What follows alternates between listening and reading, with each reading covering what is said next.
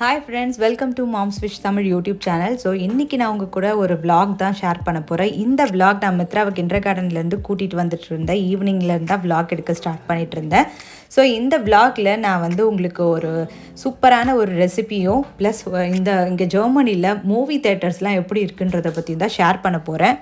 So movie போகிற plan இருக்கவே night டின்னருக்கு வந்து சட்னி ரெடியாக செஞ்சு வச்சுட்டு போயிடலாம், அப்போ தான் வந்தால் ஈஸியாக இருக்கும்னு சொல்லிட்டு பண்ணேன்.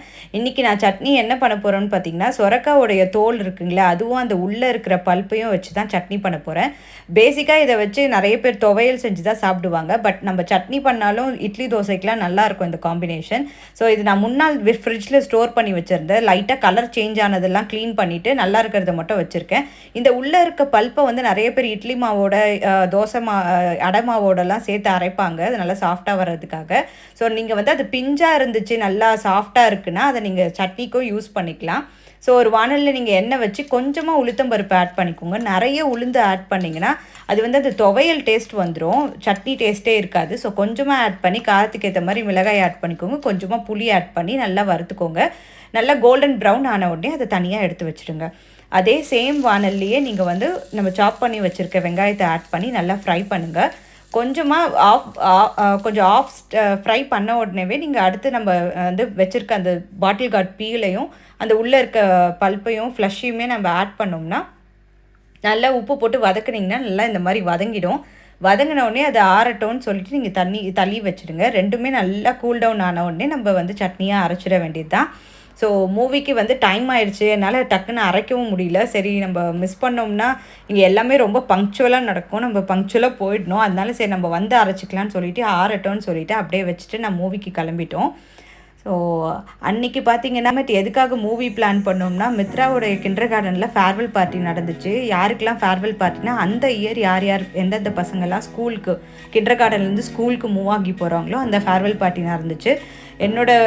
பொண்ணோடைய ஃப்ரெண்ட்ஸ் எல்லாருமே வந்து ஒரு வயசு மித்ராவோட பெரியவங்க, அவங்க எல்லாருமே ஸ்கூலுக்கு போயிட்டாங்க. ஸோ மித்ரா ரொம்பவே சேடாக ஃபீல் பண்ணிகிட்டு இருந்தாங்க.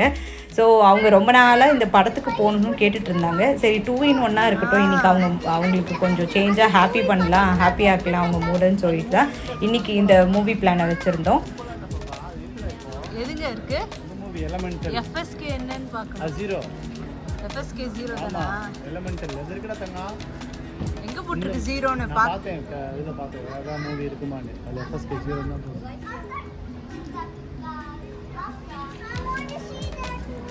இந்த எலிமெண்டல் பார்க்கலாமா இல்ல ரேடி பக் பார்க்கலாமா? மாரியோ போட்டுட்டாங்கப்பா. மாரியோ. ஸோ நாங்கள் டிக்கெட் வாங்குறதுக்காக உள்ளே வந்தோங்க. உள்ளே வந்துட்டு ஒரே கன்ஃபியூஷன், மித்ரா வேறு மூவி போகலாம் அந்த மூவி போகலாம் அப்படிலாம் சொல்லிட்டு இருந்தாங்க. பட் வந்து அதுக்கெல்லாம் எலிஜிபிளாக இவங்க அப்படின்னு பார்க்கணும். ஈவன் தோ கிட்ஸ் மூவியாகவே இருந்தாலுமே இப்போ சூப்பர் மாரியோ பிரதர்ஸ்க்கு பார்த்தீங்கன்னா FSK 6 தான், அதாவது 6 FSKனா ஏஜ் லிமிட். நான் அது என்னன்னு டீட்டெயிலாக சொல்கிறேன். ஆனால் லேடி பக்குக்கு மட்டும்தான் FSK 0, எந்த கிட்ஸ் வேணாலும் பார்க்கலாம். ஸோ அதனால் நாங்கள் அந்த டிக்கெட் வாங்கிட்டு போனோம். அது பார்த்திங்கன்னா இது ஹாரி பாட்டர் மாரத்தான் வந்து கம்மிங் September 2 வந்து ரிலீஸ் பண்ணுறாங்க போல். எல்லா பார்ட்ஸும் அட் ஸ்ட்ரெச்சில் அப்படியே டெலிகாஸ்ட் பண்ணுறதா போட்டிருந்தாங்க கம்மிங் September 2. இதுக்கு FSK என்னன்னு தெரியல, பார்க்க முடியுமான்னு தெரியல. FSKனா என்னன்னு பார்த்தீங்கன்னா அது வந்து ஏஜ் லிமிட்டுங்க, ஃப்ரைவில்லிகர் செல்ஃப் கண்ட்ரோல் அப்படின்றது தான் அதனோட ஃபுல் ஃபார்ம். இங்கே வந்து அந்த ஜெர்மன் அத்தாரிட்டி, இந்த ஃபிலிம் இண்டஸ்ட்ரி, இவங்க வந்து இந்த கவுன்சில் வந்து டிசைட் பண்ணுவாங்க. இப்போ ஓப்பன் ஹைமருக்கு பார்த்திங்கன்னா அங்கே FSK 12ன்னு போட்டிருப்பாங்க. அதுவே பார்பி மூவிக்கு பார்த்தீங்கன்னா FSK 6ன்னு போட்டிருப்பாங்க. ஈவன் தோ நம்ம வந்து சூப்பர் மாரியோக்குமே FSK 6 தான். இவங்க வந்து ஒரு படத்தையும் அனலைஸ் பண்ணிவிட்டு டெஸ்ட் பண்ணிவிட்டு சொல்லுவாங்க எந்த ஏஜ்லேருந்து தான் கிட்ஸ் பார்க்கணுன்னு சொல்லிட்டு. இது எங்களுக்கு எப்போ தெரிஞ்சுது பார்த்தீங்கன்னா, PS1 வந்து தமிழ் பீப்புளெலாம் ஆர்கனைஸ் பண்ணி தான் வேறு ஒரு ஊரில் வந்து ரிலீஸ் பண்ணியிருந்தாங்க. அப்போ வந்து என் பொண்ணு 5 வயசுனாலும் பரவாயில்ல, நீங்கள் 6 வயசுன்னு சொல்லிட்டு போங்கன்னு எங்களுக்கு அலோவ் பண்ணாங்க. ஆனால் PS2க்கு வந்து ரொம்ப ப்ரொடக்ஷனில் காசு கேட்குறாங்கன்னு சொல்லிட்டு தமிழ் பீப்புள் வந்து ஆர்கனைஸ் பண்ணல, டேரெக்டாக ஜெர்மன் தேட்டர்ஸே ரிலீஸ் பண்ணாங்க PS2. அப்போ பார்த்தீங்கன்னா FSK 16 ஏஜ் லிமிட் PS2க்கு. நாங்கள் ஆன்லைன்லேயே டிக்கெட் புக் பண்ணிட்டோம் ஒரு ஆர்வத்தில். அங்கே போனால் எங்களை அலோவே பண்ணலை, சாரி 16 இயர்ஸ்லேருந்து தான் அலோடுன்னு சொல்லிட்டாங்க, காசை ரீஃபண்ட் பண்ணிடுறோன்னு சொல்லி ரீஃபண்ட் பண்ணிட்டாங்க. அவ்வளோ ஸ்ட்ரிக்ட்டுங்க இங்கே ரூல்ஸு. நம்ம அதனால் கார்ட்டூன் மூவி தாங்க இது வரைக்கும் நம்ம கிட்ஸோடு சேர்ந்து பார்த்துருக்கேன். அந்த PS1 மட்டும் தான் பார்த்தோம். சீட்டிங் அலைன்மெண்ட்ஸும் இந்த மாதிரி ப்ளூ கலர் ஃப்ரண்ட் சீட்னா அதுக்கு ஒரு காசு, பிங்க் கலருக்கு ஒரு காசு, அந்த மாதிரி இருக்கும். மிட் சீட்னா லாஸ்ட் சீட்னா அதுக்கு ஒரு காசுன்னு சொல்லிட்டு. ஸோ நாங்கள் ஃபைனலி மேலே வந்து போயிட்டு ஸ்நாக்ஸ் வாங்கிட்டு சும்மா பாப்கார்ன்லாம் வாங்கிட்டு தேட்டர் உள்ள மூவ் ஆகிட்டோம். அங்கே ஃபஸ்ட்டு அடுத்த மூவிஸோட ட்ரெய்லர்ஸ்லாம் போட்டுட்டு இருந்தாங்க. கிட்ஸ் மூவி அடுத்து என்னென்னோ அதனோட ட்ரெய்லர்ஸ்லாம் போட்டுருந்தாங்க. பட் இங்கே வந்து புதுசாக நான் ஒன்று வந்து என்ன உங்ககிட்ட ஷேர் பண்ணோம்னா, நம்ம வந்து பாப்கார்ன்ஸோ ட்ரிங்க்ஸோ கோலா அந்த மாதிரி என்ன ட்ரிங்க்ஸ் ஸ்நாக்ஸ் வேணுனாலும் அது நம்ம வந்து கேன்டீன் அந்த கவுண்டரில் வாங்கிட்டு வந்துடுவோம். பட் ஐஸ்கிரீம்ஸ் பார்த்திங்கன்னா இந்த மாதிரி நம்ம தேட்டரில் ஸ்க்ரீனில் டிஸ்பிளே ஆகுதுங்க என்னென்ன ஐஸ்கிரீம்ஸ்ன்னு சொல்லி. அந்த ஐஸ்கிரீம்ஸை வந்து டேரெக்டாக சீட்கிட்டேயே வந்து நம்மளுக்கு வந்து சேல் பண்ணுறாங்கங்க. ஒரு பீப்புள் வந்து இது மாதிரி கையில் ஒரு பாஸ்கெட் மாதிரி எடுத்துகிட்டு வருவாங்க எல்லா ஐஸ்கிரீம்ஸையும் வச்சு. அவங்கக்கிட்ட வந்து நம்ம ஸ்க்ரீனில் எந்த ஐஸ்கிரீம்லாம் பிடிச்சிருக்கோ அதை சூஸ் பண்ணி அவங்கக்கிட்ட சொன்னோம்னா அவங்க அந்த ஐஸ்கிரீம் எடுத்து தருவாங்க. நம்ம அப்படியே பே பண்ணி வாங்கிக்கலாங்க. இது ஏன் இந்த மெத்தடை ஃபாலோ பண்ணுறாங்கன்னு எனக்கு தெரியல. பட் எனக்கு தெரிஞ்சு நான் வந்து கிட்ஸ் மூவிக்கு தான் இந்த மாதிரி ஐஸ்கிரீம்ஸை வந்து உள்ளவே எடுத்துகிட்டு வந்து கொடுக்குறாங்கன்னு நான் கெஸ் பண்ணுறேன். பிகாஸ் நாங்கள் இதுக்கு முன்னாடி வேறு ஊரில் ஒரு தேட்டரில் வந்து PS1 பார்த்தோன்னு சொன்னோம்ல, அங்கே வந்து பார்த்திங்கன்னா இந்த மாதிரி ஐஸ்கிரீம்ஸ் வந்து தேட்டர் உள்ளவே ஸ்க்ரீன் இருக்கிற ஏரியாக்கெல்லாம் கொண்டு வந்துலாம் கொடுக்கல. ஐ திங்க் இது கிட்ஸ் மூவிக்காக இந்த மாதிரி கொடுக்குறாங்கன்னு நான் கெஸ் பண்ணுறேன். மேபி இதுக்கு முன்னாடி மிஷன் இம்பாசிபிள்லாம் என் ஹஸ்பண்ட்லாம் போனார். அப்போ இந்த மாதிரி தேட்டர் உள்ளவே ஐஸ்கிரீம்ஸ் எடுத்துகிட்டு வந்து கொடுக்கல. கிட்ஸ்க்கு மட்டும் இந்த மாதிரி ஸ்பெஷலாக பண்ணுறாங்கன்னு நான் கெஸ் பண்ணுறேன். ப்ளஸ் படம் நல்லா இருந்துச்சு. பட் இந்த லேடிபக் மூவிலையும் ஆக்ஷன் சீக்வன்ஸ் இருக்குது, ப்ளஸ் லவ் சீக்வன்ஸ் இருக்குது, எல்லாமே இருக்குது. பட் அந்த ஏஜ் லிமிட்டை எந்த ஒரு அடிப்படையில் கால்குலேட் பண்ணுறாங்கன்னே தெரியல. ஸோ நாங்கள் படம் பார்த்துட்டு வந்தாச்சு. பார்பி மூவி ரீசெண்டாக ரிலீஸ் ஆகிருக்குங்களா, அதனோட ஃபோட்டோ பூத் பேக் ட்ராப்லாம் அழகாக டெக்கரேட் பண்ணி வச்சுருந்தாங்க. நாங்கள் படம் முடிச்சுட்டு வெளியில் வரும்போது பார்த்துக்கலாம்னு நினச்சா அதுக்குள்ளே அந்த ஃபோட்டோ பூத்தெல்லாம் எடுத்து வச்சுட்டாங்க. சரின்னு ஓகே, அந்த பலூன்ஸ் எல்லாம் மட்டும் லைட்டாக பார்த்துட்டு மித்ரா கொஞ்சம் நேரம் என்ஜாய் பண்ணாங்க. நாங்கள் படம் முடிச்சுட்டு அப்படியே ஒரு ஷாப்பிங் பண்ணலான்னு சொல்லி தான் வந்தோம்.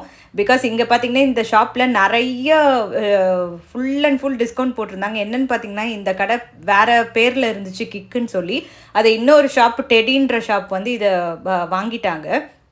அதனால் ஸ்டாக் கிளியரன்ஸ் மாதிரி அந்த பழைய ஸ்டாக் எல்லாத்துலேயுமே டிஸ்கவுண்ட் போட்டிருந்தாங்க. நாங்கள் போய் பார்த்தோம். பெரியவங்க கிளாத் இப்போ ஜென்ஸாக இருக்கட்டும், உமன்ஸ் வியராக இருக்கட்டும், ஒன்றும் பெருசாக அட்ராக்டிவாக அப்படியே பார்க்கும்போது வா இப்படி இருக்கேன்னு தோணுது. பட் கிட்ட போய் துணியை தொட்டு பார்த்தா ரொம்ப குவாலிட்டி வைஸ் ஓகேவா இல்லை. பட் கிட்ஸ்து பார்த்திங்கன்னா வின்டர் இப்போது ஸ்டார்ட் ஆக போதேன்னு சொல்லி 2 புல்லோவர் மித்ராக்காக எடுத்தேன். அது ஓரளவுக்கு குவாலிட்டி ஓகேவாக இருந்துச்சு. ப்ளஸ் கிட்ஸுக்கு எவ்வளோ துணி எடுத்தாலும் பத்தாது. ஸோ அந்த ஷாப்பிங்கெல்லாம் முடிச்சுட்டு நாங்கள் வீட்டுக்கு வந்துட்டோம். ஸோ நான் சட்னிக்கு ஆற வச்சுட்டு போயிருந்தேன்ல, அது நல்லா ஆறி இருந்துச்சு. ஸோ அதனால் சட்னியை அரைச்சிட்டேன். இந்த சட்னி வந்து இட்லி தோசைக்கு ரொம்பவே சூப்பராக இருக்கும். இது சுரக்காய் தோலில் தான் நம்ம பண்ணோமா அப்படின்றே யாராலையுமே கண்டே பிடிக்க முடியாது. அவங்க சட்னி நீங்கள் வந்து அப்படியே எதையும் சொல்லாமல் கொடுத்தீங்கன்னா நான் சாதாரணமாக ஏதோ ஒரு சட்னி தான் சாப்பிடுவாங்க. ரொம்ப டேஸ்டியாக இருக்கும், குளிர்ச்சியும் கூட உடம்புக்கு. அதனால் நீங்கள் இதை கண்டிப்பாக ட்ரை பண்ணுங்கள். உங்களுக்கு தண்ணியாக எவ்வளோ வேணுமா இல்லை கன்சிஸ்டன்சி வந்து உங்களோட ஆப்ஷனல் தான். தண்ணியாக வேணும்னா இன்னும் கொஞ்சம் தண்ணி விட்டுக்கோங்க, கட்டியாக வேணும்னா கட்டியாக வச்சுக்கோங்க. நல்லா அதை நீங்கள் தாளிச்சிட்டிங்கன்னா சூப்பராக இருக்கும் இந்த சட்னி. இட்லி தோசைக்கு சூப்பர் காம்பினேஷன். அதை ட்ரை பண்ணுங்கள். நான் இன்றைக்கி வந்து டின்னர் வந்து இட்லியும் அந்த சட்னியும் தான் வந்து பேர் பண்ணியிருந்தேன். இந்த இட்லி வந்து பார்த்திங்கன்னா நான் கருப்புளுந்தில் அரைச்ச மாவு, அதனால் கலர் இந்த மாதிரி இருக்குது. நான் வந்து ஒரு வாரம் கருப்பு உளுந்து வச்சு அரைப்பேன், இன்னொரு வாரம் நார்மல் உளுந்து வச்சு அரைப்பேன். ரொம்ப கருப்பு உளுந்து போட்டே அரைச்சிட்டு இருந்தோம்னா போர் அடிக்கும். தோசைக்கெல்லாம் வந்து நம்ம நார்மல் அந்த இட்லி மாவு அரைச்சா தான் நல்லாயிருக்கும். அதனால் ஒரு வாரம் இந்த மாதிரி ஆல்டர்னேட்டிவாக பண்ணுவேன். சம்டைம்ஸ் 2 வீக்ஸ் ஒன்ஸும் கேப் விடுவேன், ஏன்னா போர் அடிக்கக்கூடாது அப்படின்றதுக்காக. ஓகே, டின்னர்லாம் முடிச்சுட்டு க்ளீனிங் ஒர்க்கெல்லாம் முடிச்சுட்டு இட்லி பாத்திரம் ஆல்ரெடி வச்சுருந்த பாத்திரத்தில் மாவு கம்மியாயிடுச்சு. அதனால் அந்த பெரிய பாத்திரத்துலேருந்து இன்னொரு பாத்திரத்துக்கு மாற்றிட்டு அதை ஃப்ரிட்ஜில் வைக்கலான்னு மாற்றிருந்தேன். ஸோ இன்றைக்கி டே இப்படி தாங்க போச்சு. இந்த விளாக் உங்களுக்கு பிடிச்சிருக்குன்னு நினைக்கிறேன். இதோட நெக்ஸ்ட் விளாகில் சந்திக்கலாம். அது வரைக்கும் stay healthy and keep smiling.